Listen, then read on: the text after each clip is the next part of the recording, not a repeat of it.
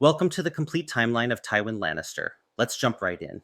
Tywin Lannister was born in 242 AC to Titus Lannister and wife Jane Marbrand at Casterly Rock, the ancient seat of House Lannister carved into a massive stone hill overlooking the Sunset Sea.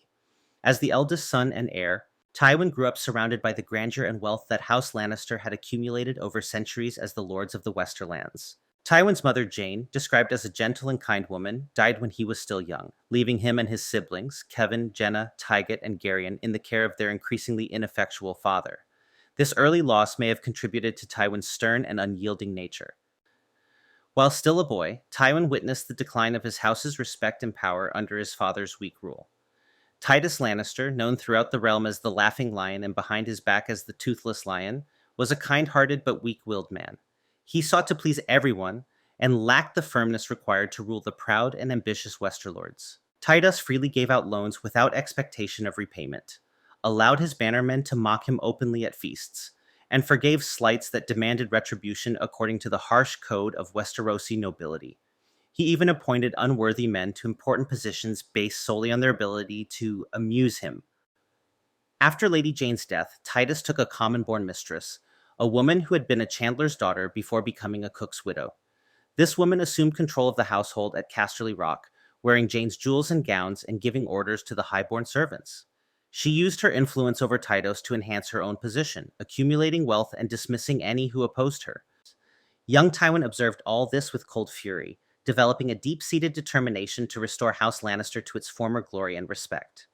Unlike his jovial father, Tywin rarely smiled, focusing instead on learning the arts of war, politics, and administration that would serve him in later years. At the age of 13, Tywin was sent to serve as a cupbearer at the royal court in King's Landing, where he likely formed his initial connections with the royal family and observed the workings of power at the highest level. His time at court coincided with the later years of King Aegon V Targaryen's reign.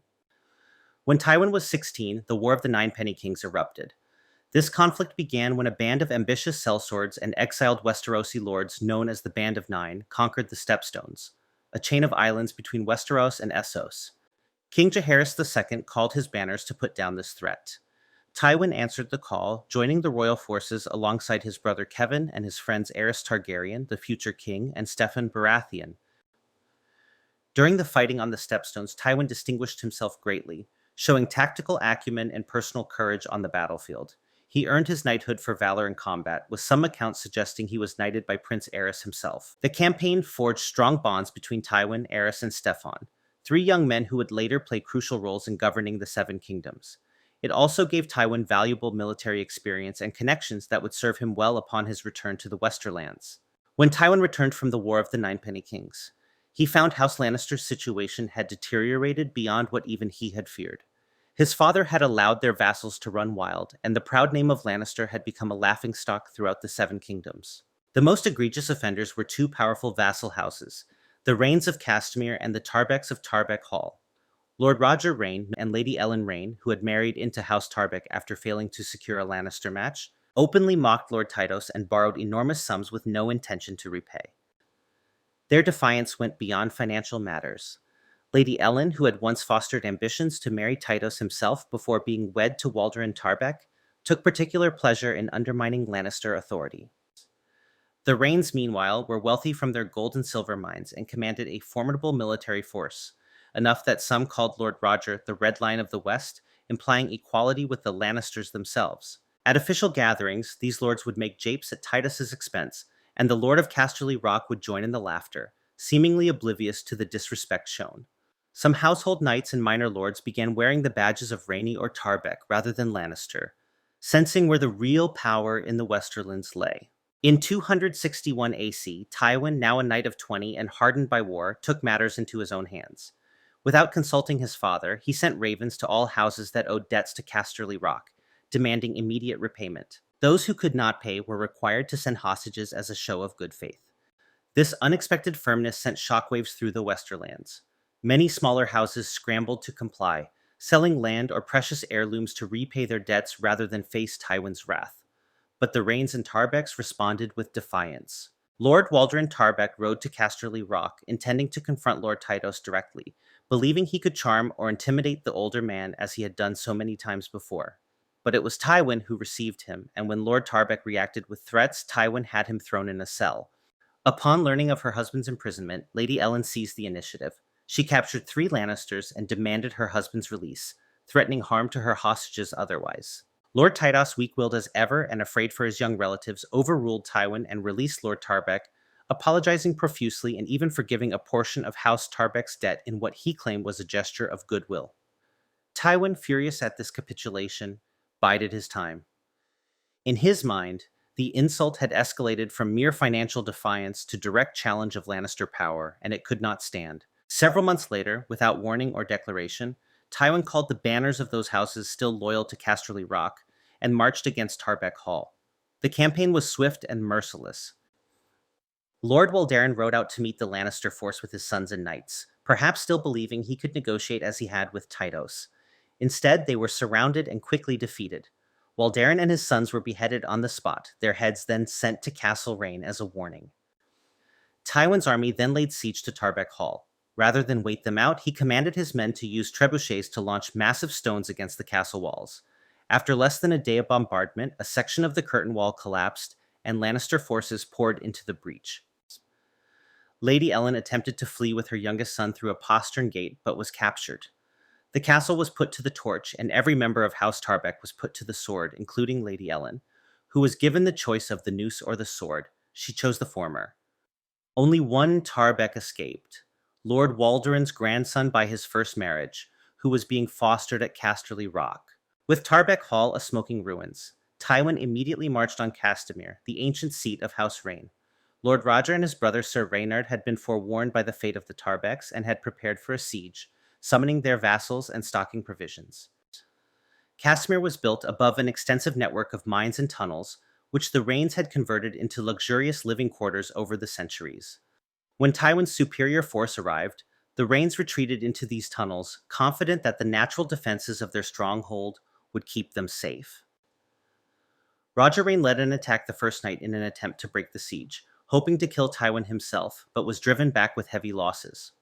After this failed assault, the Raynes fully withdrew underground, believing Tywin would either be forced to negotiate or would spend months in a fruitless siege. They had severely misjudged their opponent. Rather than attempt to smoke them out or starve them, Tywin ordered his men to dam the nearby stream that provided Castamere with fresh water. Once this was accomplished, he had the stream diverted to flood the mines. The underground complex quickly began to fill with water. Sir Reynard sent a messenger to negotiate terms of surrender, but Tywin sent the man back with no reply. The entrances to the mines were sealed with stone, earth, and timber. Any who tried to escape were shot down by archers positioned at every exit. By morning, the screams from within the mines had ceased. House Rayne was extinct, and Castamere was a drowned ruin. Not a single member of the family, from lord to serving girl, was spared. Tywin's brutal efficiency sent an unmistakable message throughout the Westerlands. Defiance of Casterly Rock would be met with annihilation. The Raynes' destruction was immortalized in a song, The Rains of Castamere, which became a popular tune throughout the Seven Kingdoms and a subtle threat employed by House Lannister when dealing with vassals. In the aftermath of these events, no house in the Westerlands dared challenge Lannister authority again. Though Lord Tydos remained the titular head of House Lannister, it was Tywin who effectively ruled, with his father reduced to a figurehead. In 262 AC, impressed by Tywin's decisive restoration of order in the Westerlands, King Jaehaerys II appointed him Hand of the King at the unprecedented age of 20. This appointment marked the beginning of nearly 2 decades of effective Lannister rule over the Seven Kingdoms. When King Jaehaerys died after a brief 3-year reign, his son Aerys II ascended the throne. The new king, who had been friends with Tywin since their youth, confirmed Tywin as his hand, maintaining the continuity of governance. King Aerys II began his reign with great promise. Young, charismatic, and generous, he was initially popular with both nobles and small folk. However, he lacked the discipline and attention to detail necessary for effective rule. While he presided over tournaments and feasts, it was Tywin who managed the day-to-day affairs of the realm. Tywin brought the same ruthless efficiency to the governance of the Seven Kingdoms that he had demonstrated in the Westerlands. He reformed the royal finances, establishing consistent taxation and reducing waste in the royal household. Under his guidance, the crown's debts were paid off and a substantial treasury was built up.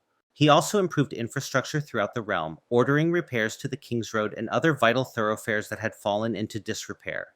He standardized weights and measures to facilitate trade and settled long-standing border disputes between noble houses. Tywin's justice was harsh but fair. He made no exceptions for high-born malefactors, establishing the principle that the king's peace applied equally to all. This even-handed approach, combined with his reputation for ruthlessness, led to a notable decrease in banditry and lawlessness throughout the Seven Kingdoms. He also reformed the City Watch of King's Landing, increasing their pay and training while imposing stricter standards of conduct. Under his supervision, the Gold Cloaks became a more effective and less corrupt force. While many found Tywin intimidating or even frightening, few could deny his effectiveness.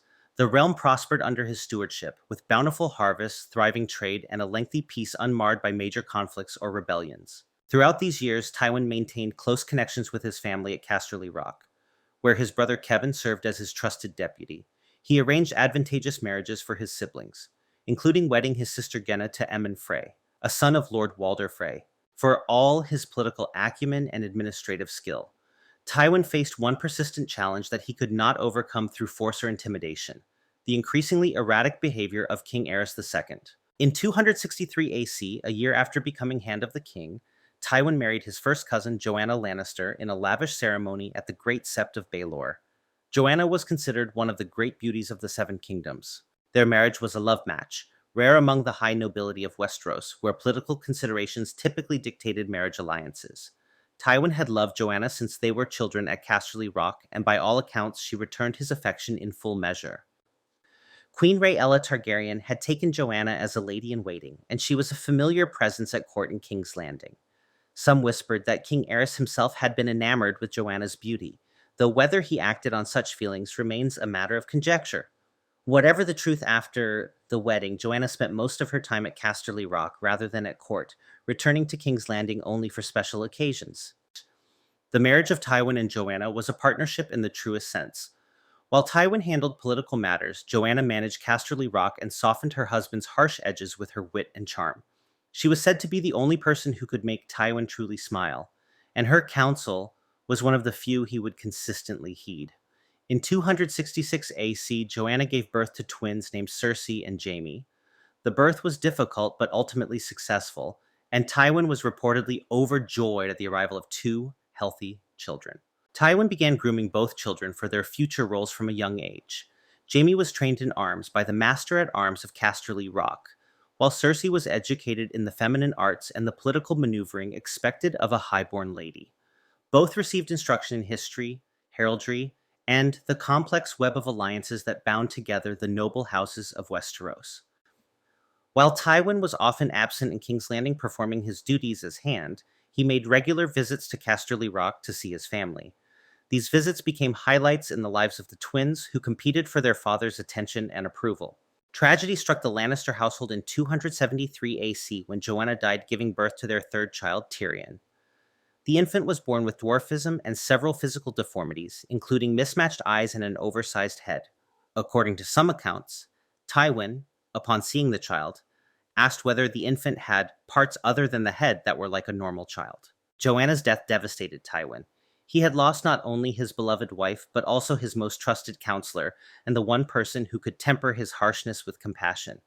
Tywin was said to have never truly smiled again after her passing, and a part of him seemed to die alongside her. His grief manifested as rage directed at the infant Tyrion, whom he blamed for causing Joanna's death. While he did not kill the child, as some might have done with the deformed infant in Westeros, he refused to show Tyrion any affection or acknowledgement beyond the bare minimum required by duty. The twins also struggled with their mother's death and their new brother. Cersei, in particular, adopted her father's hatred for Tyrion, treating him cruelly whenever possible. Jaime, more compassionate by nature, was one of the few family members who showed kindness to the dwarf child. In his grief, Tywin threw himself even more completely into his duties as Hand. He refused all suggestions that he remarry, despite numerous offers from noble houses across the realm. Joanna remained the only woman he ever loved, and her chambers at Casterly Rock were preserved exactly as she had left them. Despite his personal tragedy, Tywin continued to plan for his family's future. He began exploring potential marriage alliances for his children, particularly Cersei, whom he hoped to wed to Prince Rhaegar Targaryen, heir to the Iron Throne.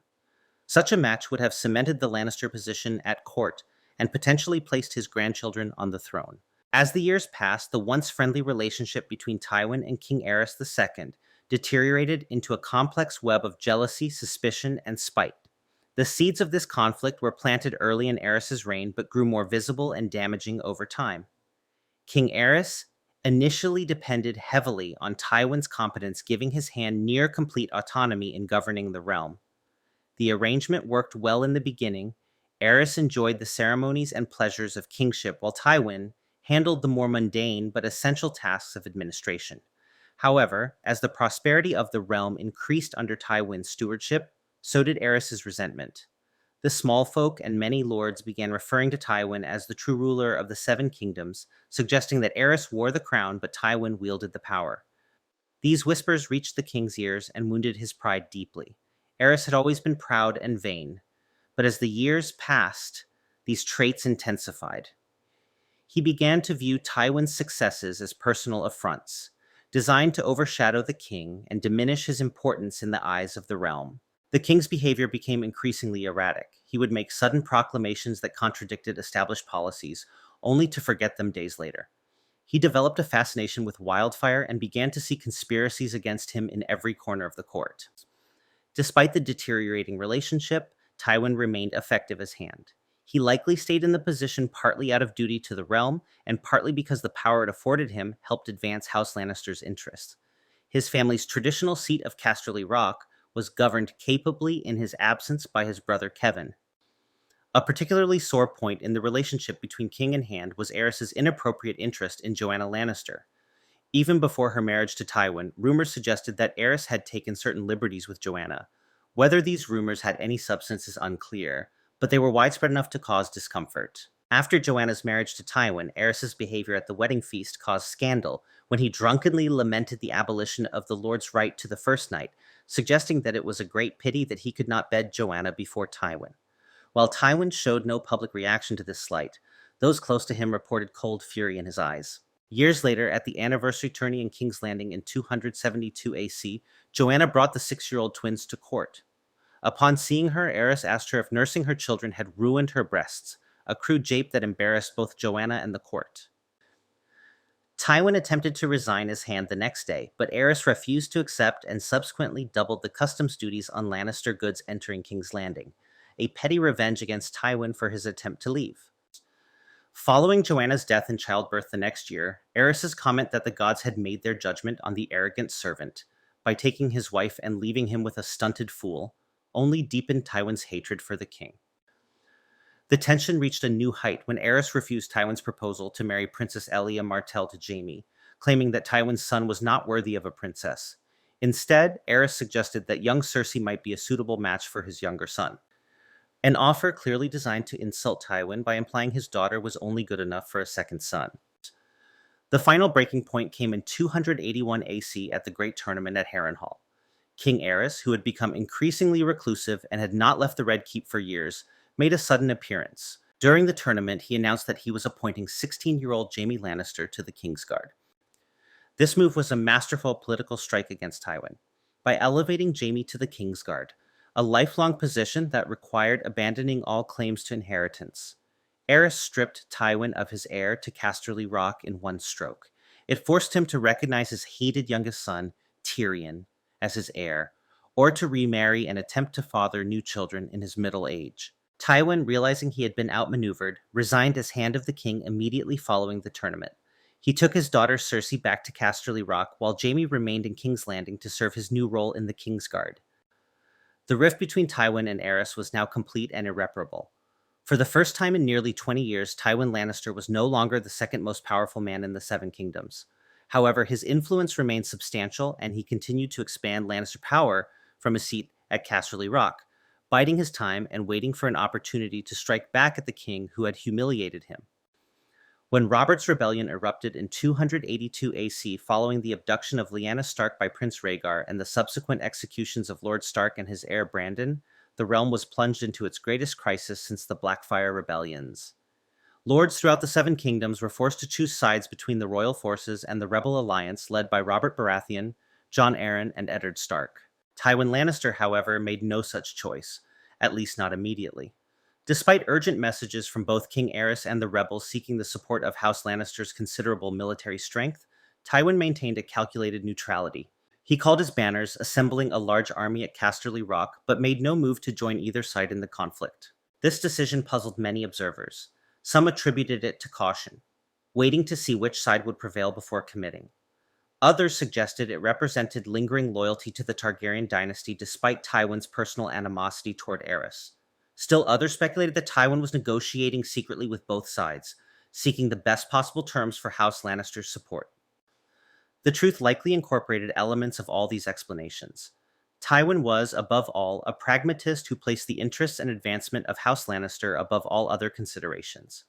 Having been humiliated by Aerys, he had little desire to save the king's throne, but neither did he wish to back the rebels unless victory was assured. As the war progressed, Tywin's decision to remain neutral appeared increasingly shrewd. The rebels won significant victories at Summerhall and the Battle of the Bells, but the royal forces remained formidable. The outcome of the conflict remained in doubt until the Battle of the Trident, where Robert Baratheon slew Prince Rhaegar in single combat, shattering the Targaryen army. With Rhaegar dead and the royal forces in disarray, Tywin finally made his move. He marched the Lannister army toward King's Landing, ostensibly to defend the capital against the advancing rebel forces. King Aerys, whose paranoia had reached new heights during the war, had refused to allow Lord Tywin into the city earlier in the conflict. But now the situation was desperate. Grand Maester Pycelle, long a Lannister loyalist, advised the increasingly unstable king to open the gates to Tywin's forces.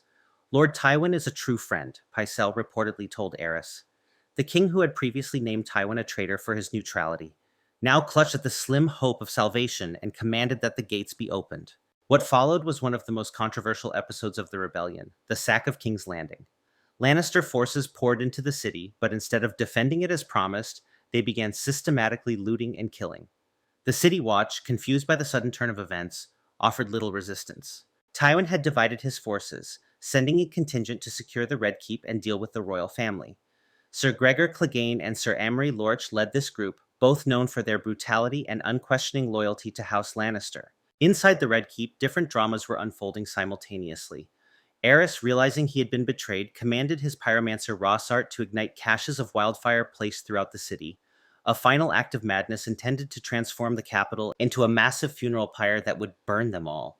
Before this order could be carried out, Sir Jaime Lannister, who had remained as a member of the Kingsguard despite his father's estrangement from Aerys, intervened decisively. First, he killed Rossart to prevent the wildfire plot, then entered the throne room and slew King Aerys himself, earning the infamous title Kingslayer that would haunt him for the rest of his life. Meanwhile, elsewhere in the Red Keep, Sir Gregor and Sir Amory carried out what many believe were Tywin's explicit orders regarding the remaining members of the royal family. They found Princess Elia Martell and her children by Rhaegar when Robert Baratheon finally arrived at King's Landing. The fighting was over. He found Tywin Lannister waiting to present him with the dead bodies of Rhaegar's wife and children, wrapped in crimson Lannister cloaks to hide the worst of the bloody work. According to accounts from those present, Robert showed no distress at the deaths, referring to the murdered children as dragon spawn. Eddard Stark, however, was disgusted by both the murders and Robert's reaction to them, calling the killings butchery rather than warfare. For Tywin, the brutal elimination of the Targaryen heirs served multiple purposes.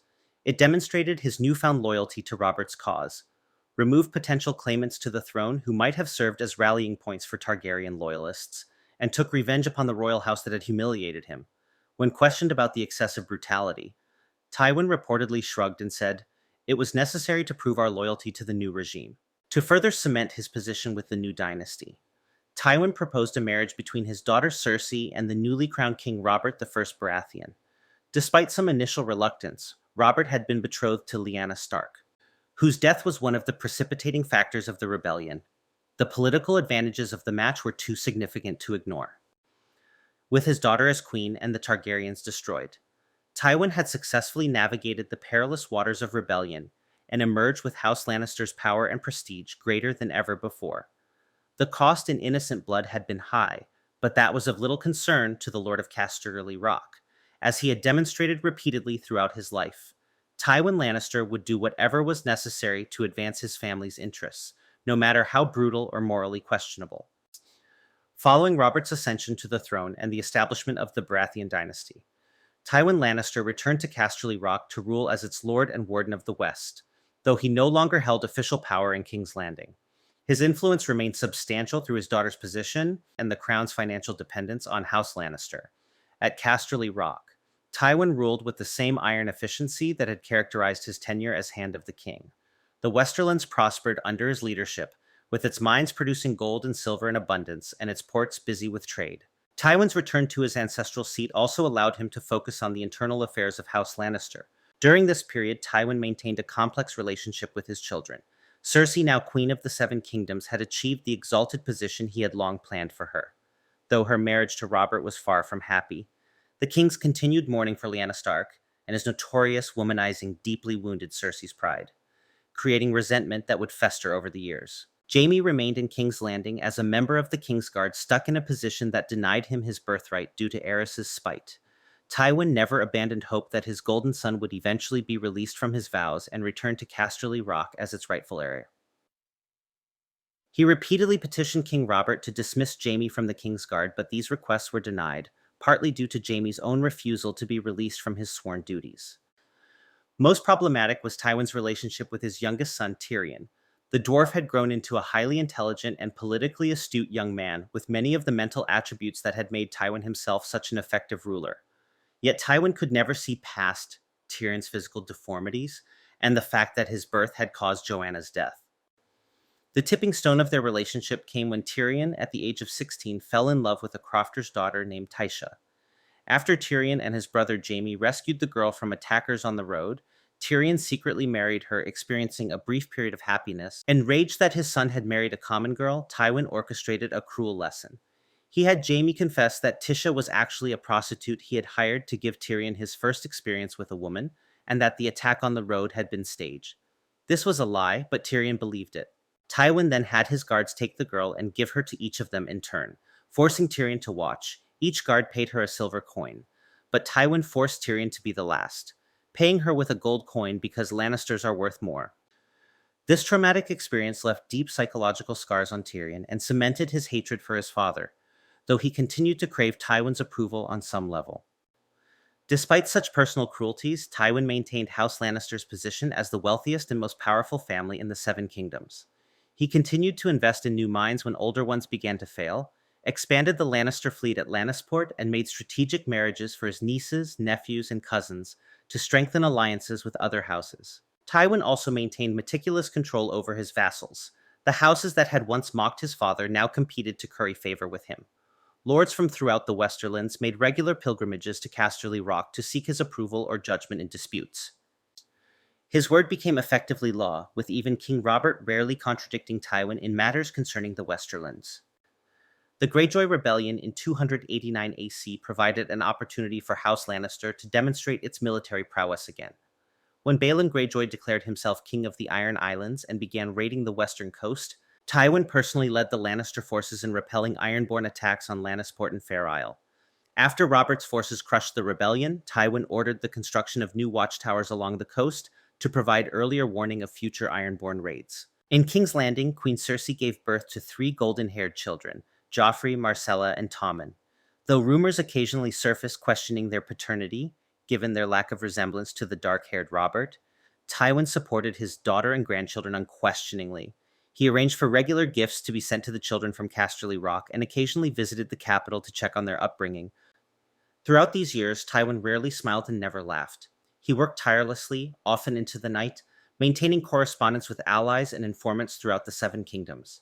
His network of spies rivaled that of Varys the Spider, though it was less celebrated because Tywin operated more discreetly. As Jon Arryn's tenure as Hand of the King stretched on, Tywin focused on positioning his family for the eventual succession.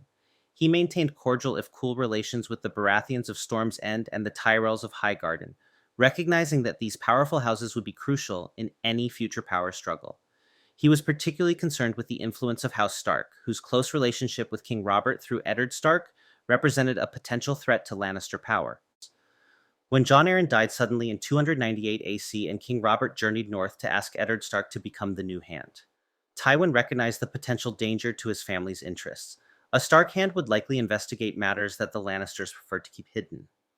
Though Tywin remained at Casterly Rock, He stayed in close communication with Cersei, advising her on how to counter Stark influence at court. As tensions between the Starks and Lannisters escalated following an incident on the King's Road involving Joffrey and Arya Stark, and later with Tyrion's arrest by Catelyn Stark on suspicion of attempting to murder Bran Stark, Tywin began making military preparations. He called his banners once again, assembling a formidable force at Casterly Rock, while his son Jaime led a smaller force to confront Riverland houses allied with the Starks. When King Robert died in a hunting accident, an event that some whispered had Lannister involvement, Joffrey's ascension to the throne and his subsequent execution of Eddard Stark precipitated the War of the Five Kings. Tywin Lannister, now approaching his 60th year, found himself once again leading armies to war to secure his family's position and legacy. When Robb Stark called his banners to march south and free his father Eddard, who had been imprisoned for denying Joffrey's legitimacy, Tywin saw an opportunity to crush the young, inexperienced lord. He divided his forces, sending Jaime with 15,000 men to besiege Riverrun, the ancestral seat of House Tully and Catelyn Stark's childhood home, while he himself led another force of 20,000 to block Robb's path to King's Landing. Tywin's trademark tactical acumen initially served him well. His forces captured or scattered various Riverland armies, taking Lords Derry and Mooten captive and forcing Jason Mallister back to Seagard. He ordered Sir Gregor Clegane and other brutal knights to raid the Riverlands, burning crops and villages in a scorched earth campaign designed to deny resources to Stark forces and draw Edmure Tully into open battle. However, Robb Stark proved more cunning than anticipated. In a brilliant tactical move, he sent a diversionary force to pin down Tywin's army, while his main force swung west to surprise Jaime Lannister. At the Battle of the Whispering Wood, Robb achieved a stunning victory, capturing Jaime and destroying his army. Shortly thereafter, Robb's forces won another victory at the Battle of the Camps, lifting the siege of Riverrun. These defeats represented the first significant military setbacks of Tywin's career. His golden son was now a captive, and Lannister forces had been decisively beaten by a boy commander whom Tywin had dismissively called a green boy with a stick. When news reached him that Renly Baratheon had also declared himself king and was marching north with the might of the Reach and Storm's End behind him, Tywin made a strategic retreat from Harrenhal to Casterly Rock. However, before he could reach the Westerlands, Tywin received word that his youngest son Tyrion, acting as Hand of the King in his stead, had been making preparations for the defense of King's Landing against an expected attack by Stannis Baratheon. Recognizing the existential threat to House Lannister if the capital fell, Tywin redirected his army toward King's Landing. Fortune favored the Lannisters when Renly Baratheon was mysteriously assassinated, causing much of his army to defect to his brother Stannis. However, the Tyrells remained unaligned, creating an opportunity that Tywin immediately recognized. The newly combined Lannister-Tyrell force arrived at King's Landing just as Stannis' troops were on the verge of breaching the city walls. In what became known as the Battle of the Blackwater, Tywin led a devastating charge against Stannis' flank, while Tyrion's wildfire trap and defensive preparations weakened the attacking forces. The battle ended in a decisive victory for House Lannister, saving the capital and securing Joffrey's throne. In the aftermath of the battle, Tywin rode his white horse into the throne room, where the grateful court hailed him as the savior of the city. King Joffrey officially named him Hand of the King and Savior of the City, titles which recognized what was already apparent. Tywin Lannister was once again the most powerful man in the Seven Kingdoms. Throughout this period, Tywin demonstrated the political flexibility that had served him so well throughout his career. He made and broke alliances as circumstances dictated, always with an eye toward the ultimate goal, securing House Lannister's position and his legacy. The culmination of Tywin's strategy to defeat the Starks without direct military confrontation came at the infamous Red Wedding. Working through intermediaries, he arranged for Walder Frey to invite Robb Stark, his mother Catelyn, and their key bannermen to the twins ostensibly for the wedding of Edmure Tully to Rosalind Frey. In reality, the wedding was a trap. In one of the most shocking breaches of sacred hospitality in Westerosi history, the Freys and Boltons massacred the Stark forces, killing Robb, Catelyn, and many northern lords. Lord Bolton personally killed Robb Stark, reportedly saying, "The Lannisters send their regards," a message from Tywin indicating his orchestration of the event. The Red Wedding effectively ended the Northern Rebellion in one stroke. Tywin had achieved through treachery what he could not achieve on the battlefield, eliminating his most dangerous opponent without risking more Lannister lives.